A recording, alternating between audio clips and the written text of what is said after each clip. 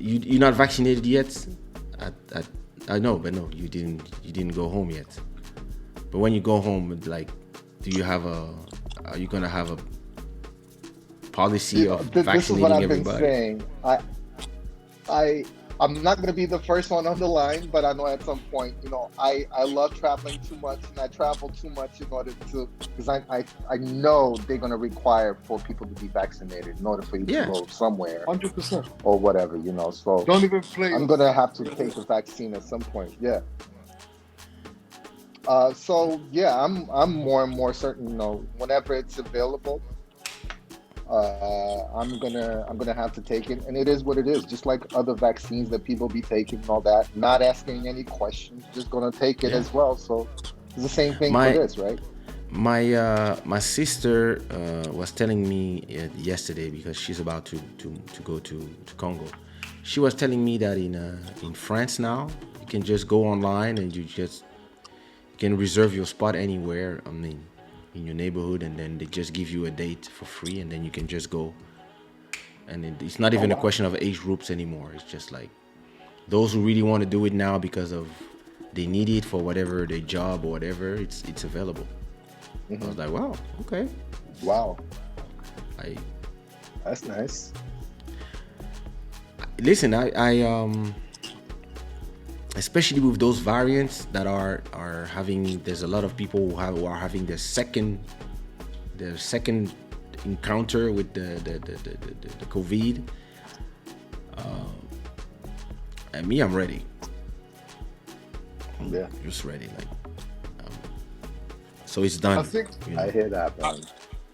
Yeah. I agree, man. Like I'm with you on this one. I think as much as I do have my little about the Yeah. vaccines, because it is a bit confusing. I won't lie, but I'm like, bro, we need to work, man. The truth is that yeah, we can talk all the talk about the reality of the fact that the game is changing, but bro, making that tool money is still good, bro. So whenever we can, let's try to get that fucking For real. vaccine and get back on the road. Listen, this is where being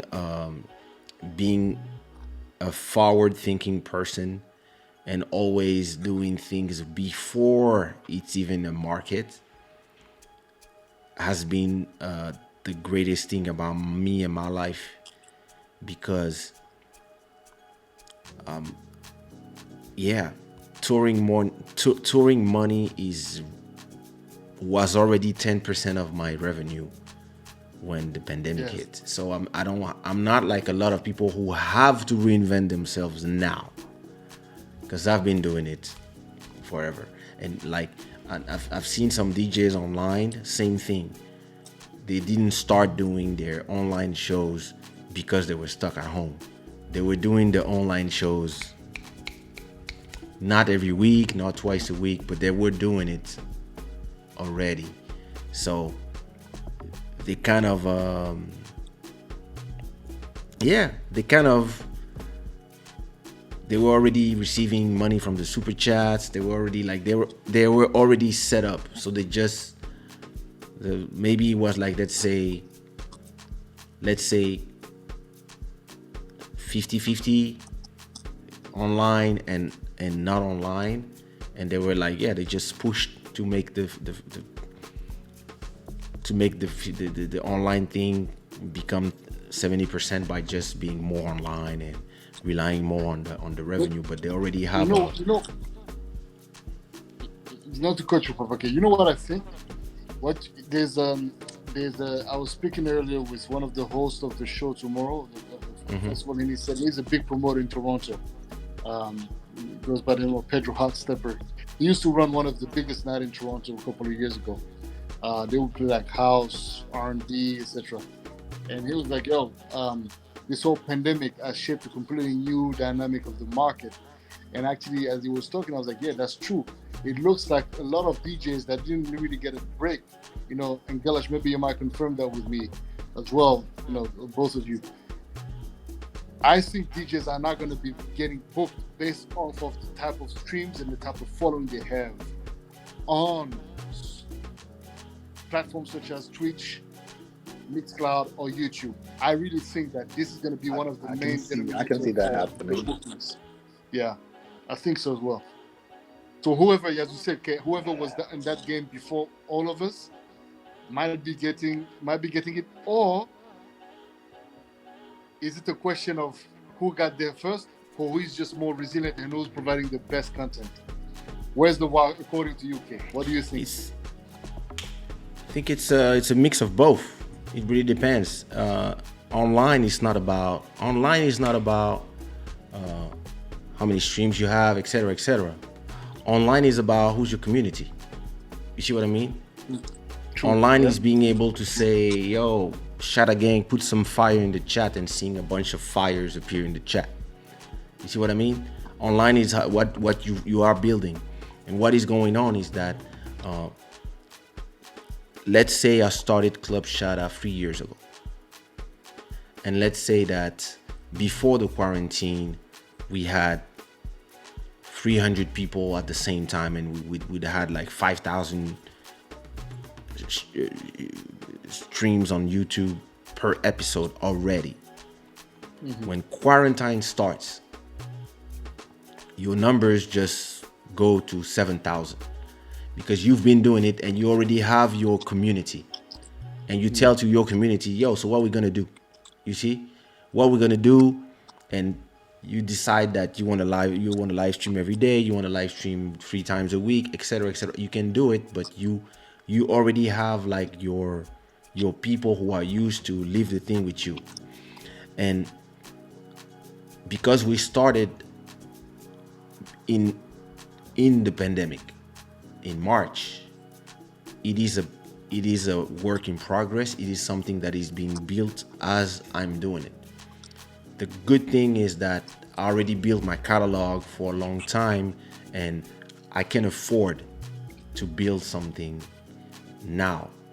But when I know how long I've been looking at live streaming and, being like, I want to put my finger in it, but I was waiting for that moment. And in the end, the quarantine was the moment where I was like, okay, let's do it. Like, there's nothing else to do anyway. And then it turned out to be something that I should have started. To me personally, I would have loved to have started this that I'm doing now 2 years ago. 100%. But it's also 100%. a question of being ready, being in the mental space, and having your a lot of things have to align to do it.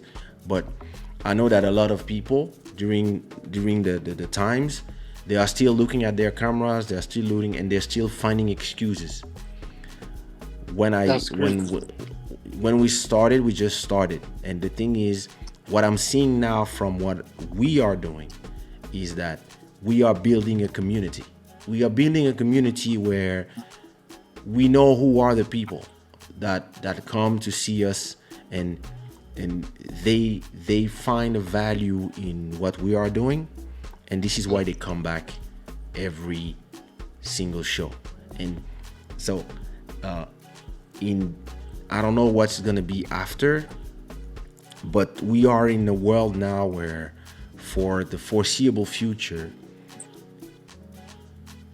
it is about creating your community and finding a way to monetize this community in so many different ways that you can. Even if I was a painter, I would do the same thing. Instead of doing studio sessions, I would have Club Shada where I talk and then I would have painting sessions where I would have like the microphone far away. I would have my painting here, and I would just live paint. And I would do paintings every time I'm inspired. I would paint something, and then maybe I would sell them, and in the end, and put them on a place where I say, okay, this one goes for 500, whatever, and then you just go from there. And then your clients would be the people who are watching and who maybe give you the idea of what you painted, and then because of the connection they would have with the art, they would be the ones who would buy them. And then if I was a chef, I would do the same thing.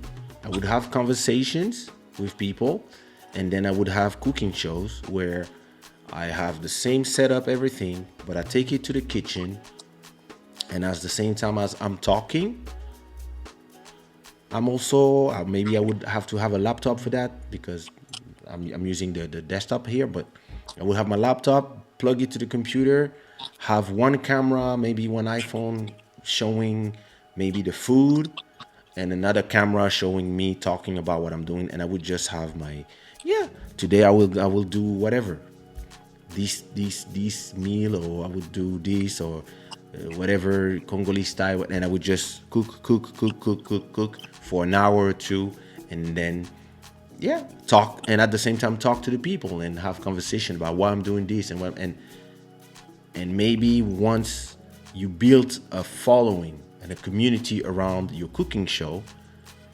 when the pandemic or the situations get better and you can open again, when you open your restaurants, all the people who watched you for a whole year cooking will come directly to your restaurant because you are building a community and you are building a brand. Most people. Donc, chez Papa Kaysha. Oui, je viens manger ma chikwang. Bonjour. Bonjour. Yo, but- So it's really the power of having a brand is what I was saying in the beginning of these when I was a little emotional about celebrating my birthday with the whole world for all this time, and asking myself every year, are the people going to show up? And the answer is, the reason why they come is the brand and the value. If you want to look it in terms of feelings, it's people love you, people enjoy your personality, your energy. But if you want to look it from the business side, you say, listen, you have a great brand, and this brand generates attracts a clientele that follows you in whatever you do. And I could have chosen to sing every week, and I have the microphones, I have everything, put an instrumental, sing, and just sing my songs, sing songs that people love, and it would have been easier, and maybe it would have 10 times more people at this time, because people would know, I want to listen to some Kizomba, Kaysha is going to sing some songs. But I choose something else because I believe in the power of my brand, because my brand and the communities I build around it are it's how to, when you know how to and you do it with honesty and with and always in people find value in what you do, then people show up and they come back. The thing is this, you at episode 94 of Quarantine Groups. 97 to 97 next week. Okay, next week you will have episode 97 of the Quarantine Groups, and you had people who were there at your first one on Instagram, and they are still there today. That's a testament to the growth of your brand and how you can take it from the clubs to online. And once you understand that, Legion, you can do anything.